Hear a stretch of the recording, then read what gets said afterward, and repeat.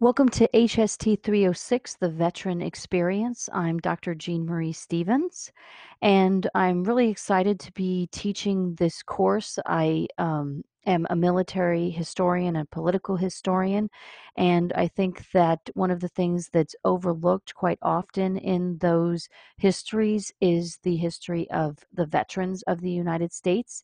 And so throughout our class, we're going to be creating a narrative of the history of veterans in the United States of America. And we're going to be looking at a variety of ways that veterans have impacted the country in positive ways. We're going to be looking at the benefit system that eventually evolves for veterans of the United States. And we're also going to be looking at the numerous ways that the experiences of veterans are appropriated and used for both positive and negative gains within the country. So I'm hoping that all of you enjoy the reading materials. There is no definitive history that's been written of the veterans of the United States, so things have to be cobbled together in order to teach a course like this.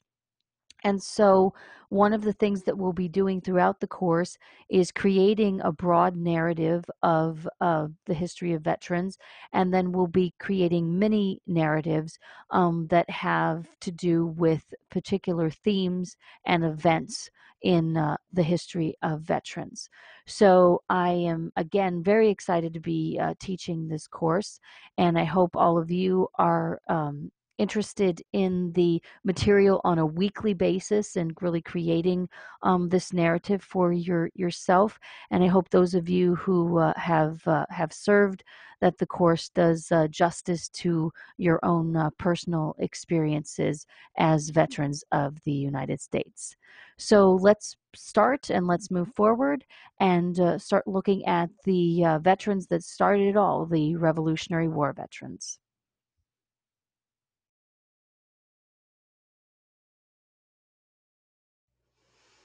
We begin our look at the veterans of the United States with the men who actually helped to create the new republic, and those would be the Revolutionary War veterans.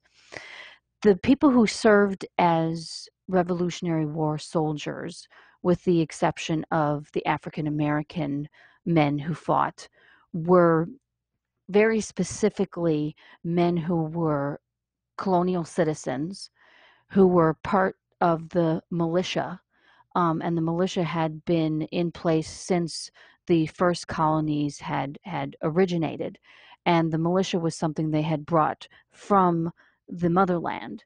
And the idea was that you would not have a standing army, you would not have any sort of standing military, and that you would have these groups of men who would get together, who would be called to go to the frontier, to eventually fight Native Americans, and then to fight off any sort of problems that would occur with the French or the Spanish. And these militia members would be the individuals who would be called on, obviously, to fight against their previous brothers from the motherland, right?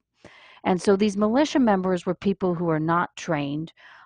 They were people who often would abandon any of the tasks that they were given because they had much greater concerns at home. And so the militia really, although it helped in the war against the motherland, it was not as useful as the Continental Army. And the Continental Army was made up of men who volunteered to be a part of this temporary army that was going to thwart any advances of the British of trying to take away the independence of the colonies. The Continental Army was obviously led by George Washington, and although he had defectors and although he had men who were not highly trained, the Continental Army did at a certain point become highly cohesive, and it would obviously become the force that won the war. Now, the men who fought in the Continental Army and some who fought within the militia certainly deserve a great deal of credit for creating this new republic. We always talk about the founding fathers and that leap that they made in terms of deciding and declaring that the colonies should be independent from the motherland. But these men who fought in the Revolutionary War deserve a great deal of credit for a very hard fought war. And without those men and without their ability to thwart the efforts of the British, certainly there would not have been a republic, right? So, with the help of the French, and with a great deal of help, particularly on the sea in terms of the navy, the Continental Army and some members of the militia were able, obviously, to maintain the independence of the new United States. Now, all of these men, whether they were in the militia or in the Continental Army, clearly had very little military experience. Any military experience that they had came from the wars for empire, and again, trying to push away the French and also the Spanish, but very particularly the French.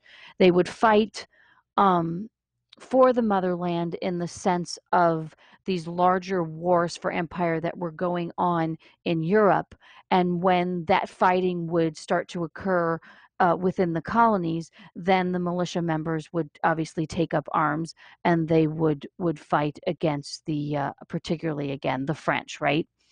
But it wasn't something that they necessarily wanted to do. And any of you that have studied anything in terms of military history or colonial history, you know the fact that these men were quite resentful of having to take on the fight for the British. And it wasn't until the Great War for Empire that there were any very particularly large numbers of British regulars that came to North America in order to help them in the wars for empire. So that created a great deal of tension, and it's one of the reasons, particularly the Great War for Empire, really was one of the very particular reasons for the decision to become independent from Great Britain. So we see obviously again that there's little military experience and there's also very little desire to fight within the militia. It's this desire to be independent from the British that allows there to sort of be a fire to be lit under the militia and certainly under the men who wanted to become a part of the Continental Army. Most of these individuals that were part of the militia and the Continental Army, the men who fought on the ground, the men who were in the thick of things, right? They came from the very lower rungs of society. It was the officers who were the ones who came from um, portions of society that were much more economically endowed than those people who were fighting on a whole in terms of the militia and the Continental Army. This isn't going to change for them, obviously, because of serving in this war, and we'll talk about in the next slide the idea that many of these men came back to their homes and actually descended into poverty even lower than they had before the Revolutionary War. Um, One of the things that we're going to be doing in this course is talking a great deal about continuities.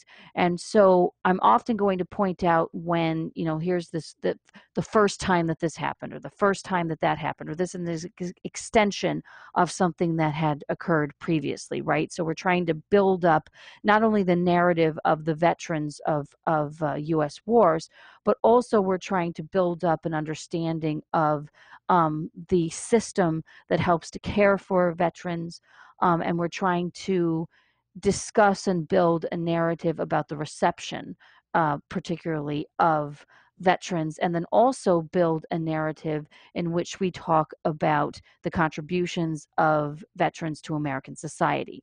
So I have this blurb here about the prisoners of war, and I bring this up because this is obviously the first time that we see Americans being placed in the situation of being prisoners of war. To the British, they weren't prisoners of war. They were actually citizens of Great Britain, and they were considered traitors, right? So they weren't necessarily considered prisoners of war on that side. But in terms of this new republic, clearly they were thought of as prisoners of war. And we're going to see from this point forward that there are U.S. servicemen who become prisoners of war, war after war after war, right? And we're obviously going to see the height of this in terms of Vietnam, but we also see it a great deal in terms of World War II.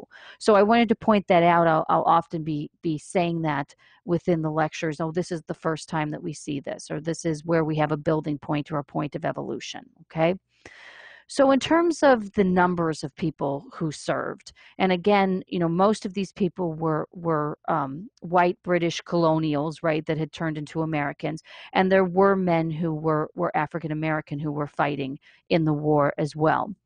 um, the numbers that you'll see and the various things that you'll read for anything that's before the Civil War is really going to be numbers that are approximations, right? So you might read in one that somebody tries to say, approximately 30,000 people died in the Revolutionary War. And then somebody will say, oh, approximately this. So I just took it and sort of did the broad scope of it. And so between 25,000 and 75,000 men died in the Revolutionary War, and that would be the colonials, right? Not all of them died because of warfare. A great deal of them died, and a great majority of them died from smallpox and disease. So those larger numbers, even at 25,000, you're going to be looking at least half of those people having died from diseases. About 8,500 to 25,000 were wounded in the war, which is a massive amount. If you think about 25,000, that would be a massive amount in terms of the actual amount of population that was in the colonies at the time. About 230,000 men served in the Continental Army, about 140,000 in the militia. But one thing I want to stress here is that even though there was that number of men who were serving, there was never more than 50,000 men serving at one time. Okay, and I think it's about there's no more than like I think 14,000 that were in one particular battle, right? So it's not that large of a number fighting at one time. So think of it at about 50,000, never more than that, and probably a great deal less than that fighting at one time. So that's basically who fought in a nutshell. So let's move along and let's talk a little bit about some of the promises of having been a veteran, the promises that were given to these individuals when they enlisted.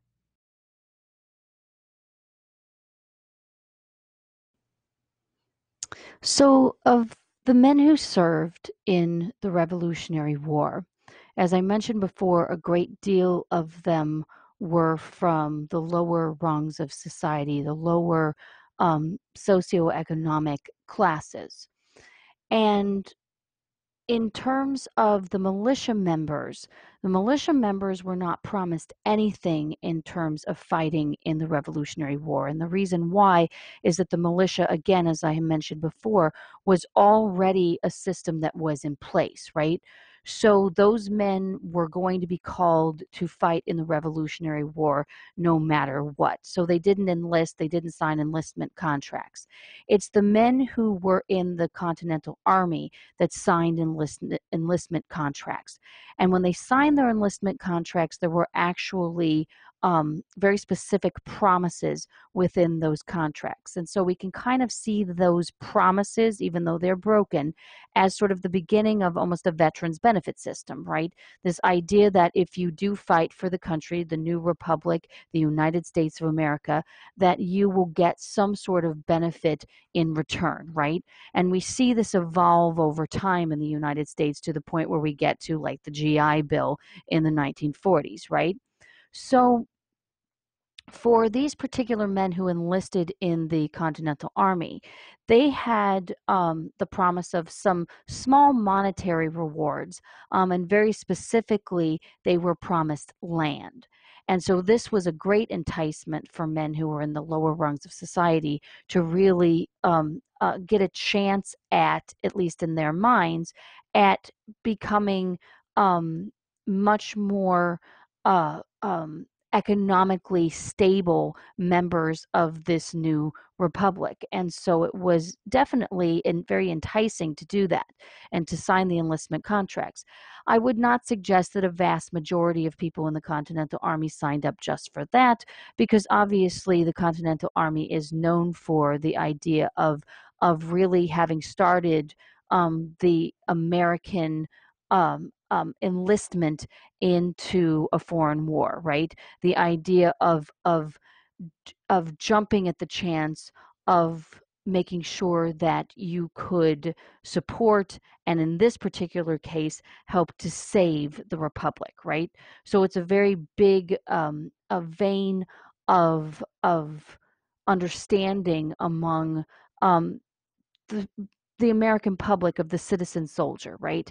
And that citizen soldier that steps up when he and now she is needed, right? You know, think of September 11th and the many of you, I'm sure, in the course who stepped up at that time too, right? Our current veterans that are here at ASU. And so we have this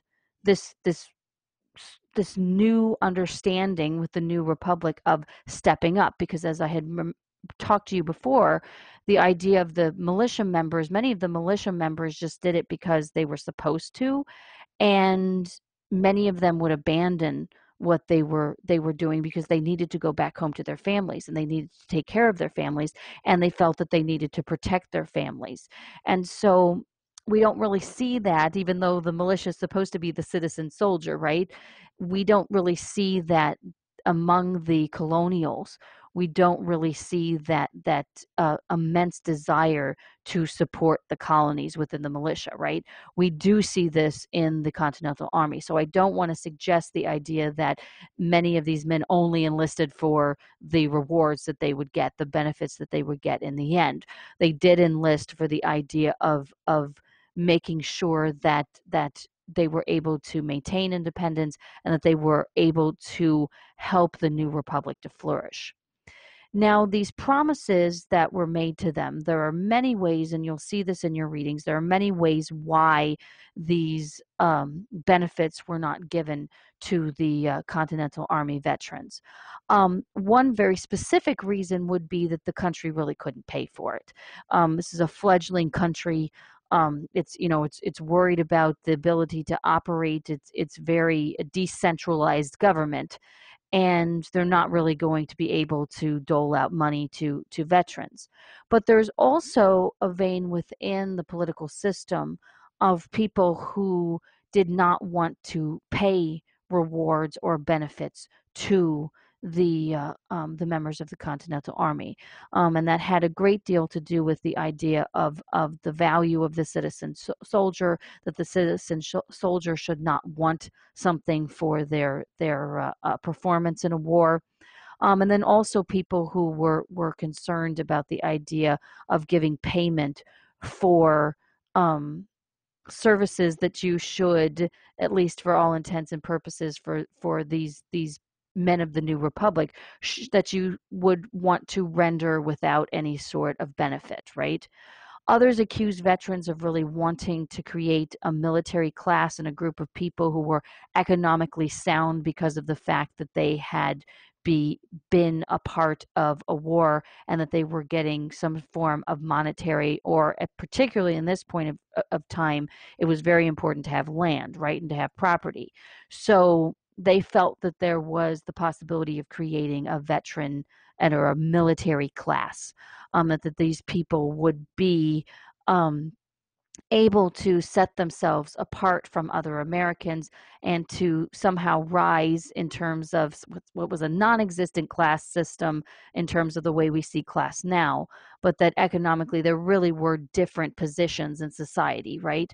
And so they didn't want them to be able to create a military class, and that it would almost become like an aristocratic class, which is obviously for the colonists and now the citizens of the new republic, this was something that they were trying to get away from, right? Aristocracy. So there was a big concern about that as well. So you'll see in your readings there's multiple layers as to why the benefits weren't given to these veterans of the Continental Army.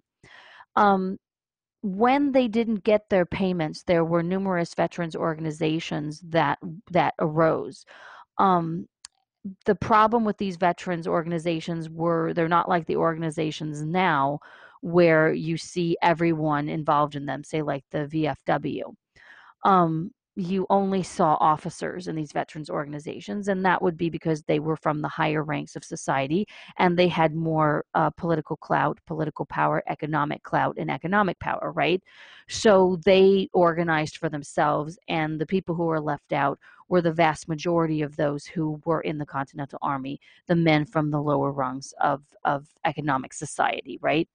So there was a concerted effort among certain states within the new republic to try and help wounded veterans, to try and help widows and their children.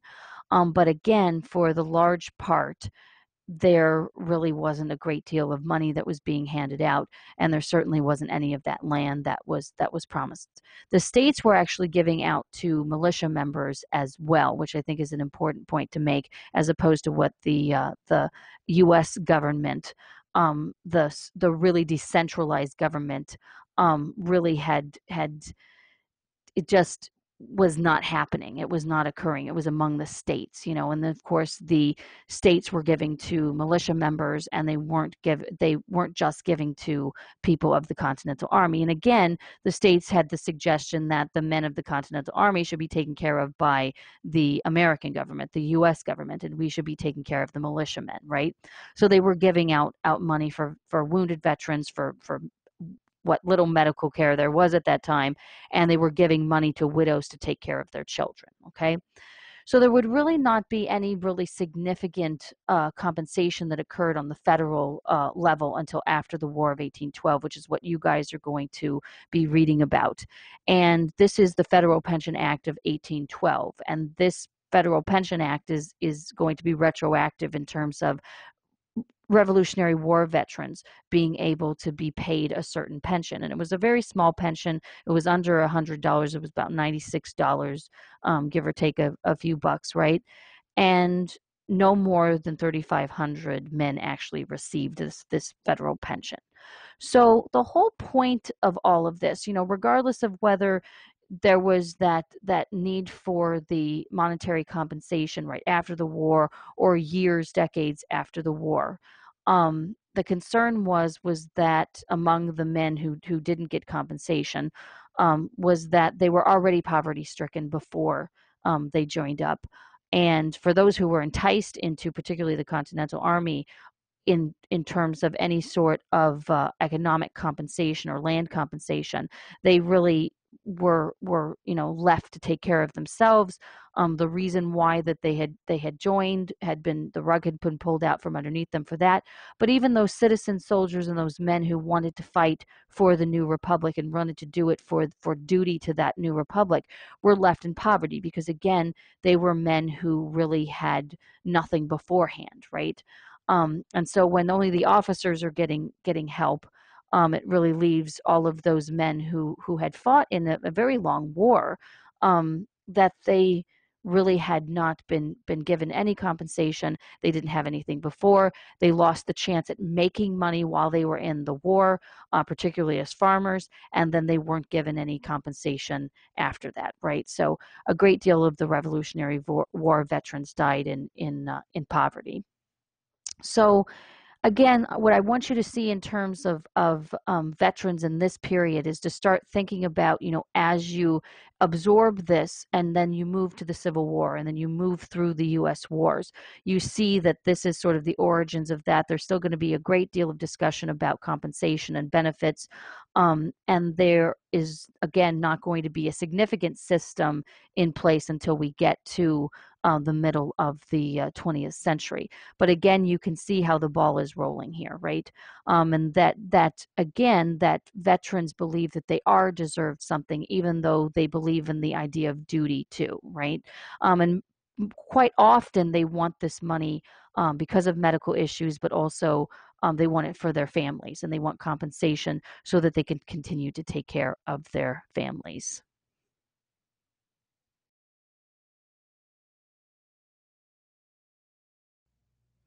So now we move from our background on the veterans of the Revolutionary War, and I wanted to discuss with you some analytical questions um, that you would want to think about as you are moving through your readings.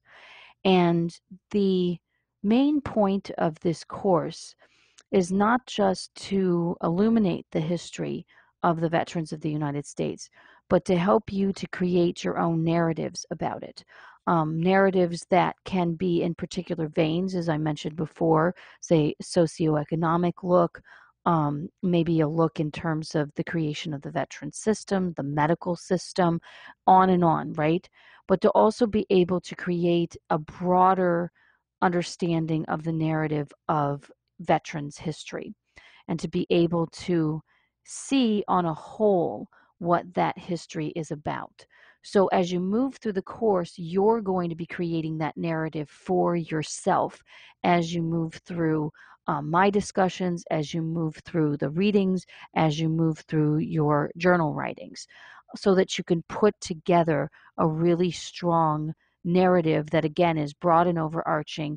And then you can also create these mini narratives that connect to very specific themes within the course. So these questions of analysis here that I have, these are really questions to ask yourself as you move through the materials. So number one, what were or how were rather the experiences and achievements of Revolutionary War veterans used to create national identity and a collective memory of the war? And you have one particular source that is very focused on this idea. So we're going to see this throughout the wars, right? That society, that the nation, that politicians, that they all um, really appropriate the experiences and the achievements and really even the memories of veterans of U.S. wars, and they use them for their own devices, right? So in the early republic, one of the issues was how do we create a national identity, right? Well, the idea of the citizen soldier winning the battle against the motherland via the Continental Army really was something that was taken and appropriated not just by the citizens of the United States, but by the politicians of the United States to create a larger national identity for the populace as a whole, right? So this is an appropriation that we will see over and over again, that many of the experiences and achievements of our war veterans are then used in political ways. They're used in ways to create identity for Americans, and they're used in a way to make a collective memory or a collective understanding of not just a war, but of militarism in the United States, of veterans in the United States, of even masculinity in the United States, right? So this is something you're going to see over and over again. And so I really, in terms of the readings, wanted you to capture this in terms of the Revolutionary War veterans, because national identity after the Revolutionary War was a high order, right? It was a really important thing for the citizens of the United States and the politicians of the United States to be able to create, and who helped to create that, the Revolutionary War veteran, right? Also, think about who gained hero status from this particular war. I mean, we can pretty much think about this even without really delving into the readings yet, right? And the idea that mainly officers, mainly, obviously someone like George Washington would gain hero status, but mainly an officer would, right? It wasn't until the creation of national identity that we see the men who were just the regular average Joes in the army, that are being at least used to show that they had done something good and they had done something that was for duty and for honor and for the new nation, right? But the real heroes, the people who were lauded at first, not the real heroes, I shouldn't say that, the heroes that were lauded at first, the ones that were considered quote unquote real heroes, were those men who were officers, those people who were up in the upper echelon of the Continental Army or of the militia, right? So think about that also in terms of the rest of the wars that we're going to look at, and who really gains hero status and who really deserves hero status, right? Also, always think about what were the demographics of the veterans. So, in terms of the Revolutionary War, we're talking a great deal about economic status. We also talk a little bit about race. And in terms of the follower camps, we also see gender come into play. It doesn't come into play as much as, say, in the Vietnam War or in the latter portion of the 20th century and the first part of the 21st century, that we have women who, not in combat, obviously, but at least are a part of the military institution, right? And they are contributing in a multitude of ways. Well, women contributed in this war as well. So always look at the demographics, but in this particular war, there are very limited demographics, right? Also think about how the service of veterans, the service of the people fighting in wars are viewed by non-participants, right? We obviously always have a vein of pacifists in the United States, but also think about it in terms of how um, non-participants view them at homecoming, how non-participants view how they performed in the war. We'll see this a lot in terms of the Vietnam War or in terms of positivity of non-participants in World War II, right? So think about that in terms of the revolution. How were non-participants really viewing the members of the Revolutionary War, the Continental Army and the militia? Also think about it in terms of politicians and how they view these veterans as well. And then also think about in terms of the Revolutionary War and every war after this, as we see the evolution of any sort of benefit system, how did the early, almost non-existent system of veterans benefits evolve over time? Ask this of yourself throughout the course, right? So you can see these are really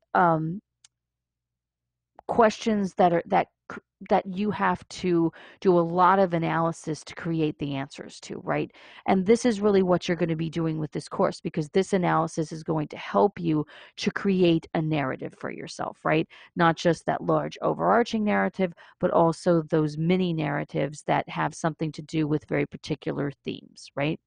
So let's move on and talk a little bit about some conclusions that we can draw in terms of this portion of the course.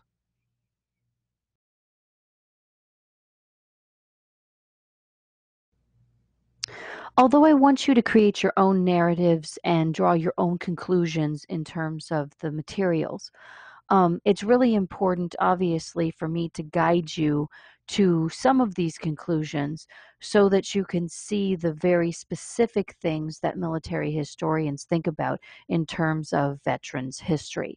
So each week, each section of the course, we're going to be discussing the conclusions that you really should be drawing in terms of the materials. And you can draw other conclusions as well, for sure, but there are some very specific things that you should be getting from the materials, right?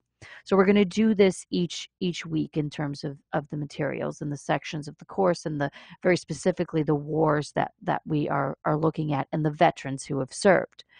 So in terms of the Revolutionary War, you can see quite well that veterans were not properly cared for by the new republic, right? By the new government.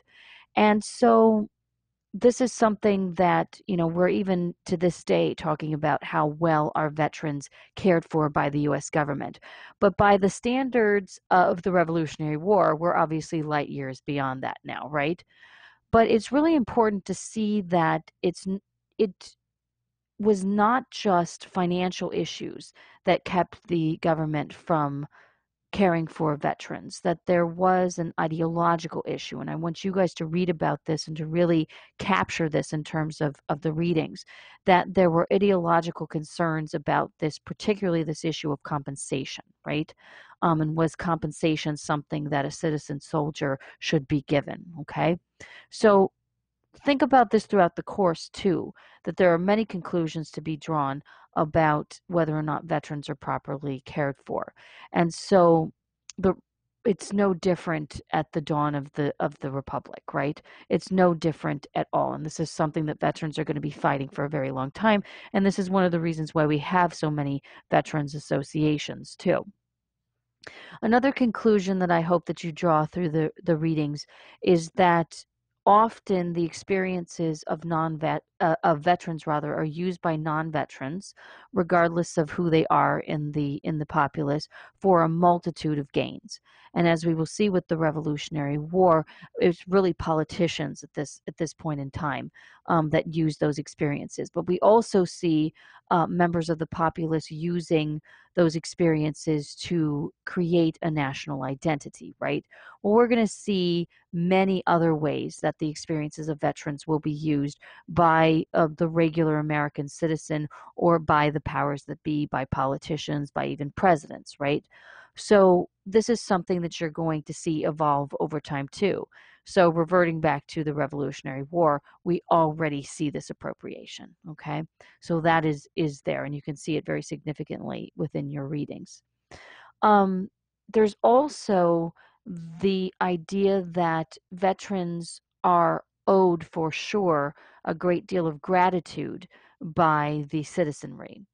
And this is something that we'll see veterans lose for the Vietnam War. And there's a great fight to gain that back for future veterans. But this really is a vein throughout military and veterans history, this idea that there should be gratitude. Maybe not financial compensation, and maybe not always the right amount of benefits, but that there always should be gratitude, that there should be among the populace, among politicians, among even the average Joe or the average Janes, right? That there should be a great deal of gratitude given to the veterans who protect our country and protect us from threats from abroad, right? Well, in terms of the Revolutionary War, this clearly is no different, and this idea of gratitude is developed during this portion of time, and the gratitude is quite real in terms of the idea that this new country was saved. And we were saved from Great Britain, right, by these Revolutionary War veterans. And so this idea of gratitude is something that you're going to see throughout the readings too. So that's a very significant conclusion to draw. This idea of gratitude also helps to create the celebration of veterans and the celebration of successes. And I'm thinking very specifically as I'm saying this ticker tape parades for World War II, right? So celebrations of veterans. And again, we see this wane in the Vietnam era and even into the 1980s, but we see the resurgence rather of it in the 1990s and certainly after 2001, right? There's also going to be a significant conclusion that you will draw here in terms of the Revolutionary War that you will take with you throughout the rest of the course, and that's the difference between how the common soldier is treated versus the upper echelon, right? What the differences are in terms of benefits, what the differences are in terms of treatment by the veterans system and by the Veterans Administration, and then also just even how uh, treatment is different in terms of the average populace, right? So there's always going to be those differences, and we certainly see it very specifically here in the Revolutionary War, right? And that the common soldiers really get virtually nothing, while the upper echelon, and particularly the Continental Army, but also the colonial militias, or those now new militias for the United States, that they're given a great deal more, not just in terms of the limited benefits that are handed out, but that they're also thought of in a different way than the common soldier. And then finally, here we have the idea that there really are the threads of the current veteran system. That are shaping up in terms of the early republic, and it's very minimal, very minimal, but you clearly can see it, right? You can clearly see this new vein, this idea of pensions, this idea of medical benefits, this idea of some form of compensation, right? Even though we don't think about land now, this idea of compensation in some way, and it's always connected somehow economically, right? So getting land would obviously help someone in the early republic to care for their family, right, and to possibly be farmers and to care for their families and to have been compensated for their service in this manner. manner, right? So there's another very specific conclusion to draw. But you can see through all of these conclusions we're drawing that they're all things that we're going to drag through the rest of the course, right? We're going to see this in war after war after war, in different incarnations, all of them sometimes in more positive ways, sometimes in more negative ways, right? But we're always going to see these particular issues. But I'm going to do this for you in terms of each section of the course so that you can see the very specific conclusions that military and veterans historians would want you to see in terms of the material. And then again, you can obviously figure out how you got to these conclusions, and how military historians and veterans historians themselves have gotten to these conclusions. But you also then can jump off of these and create other conclusions for yourself as well. Okay, so that concludes the first section of our course, and really looking at the veterans of the early republic, and very important in veterans for sure. So we will move along in our next section to the Civil War veterans, and very important veterans there, but also divided veterans, right? And veterans of the North and veterans of the South. Okay, so I hope you enjoyed this material. I hope you enjoyed the readings, and I hope this was beneficial to you. Take care.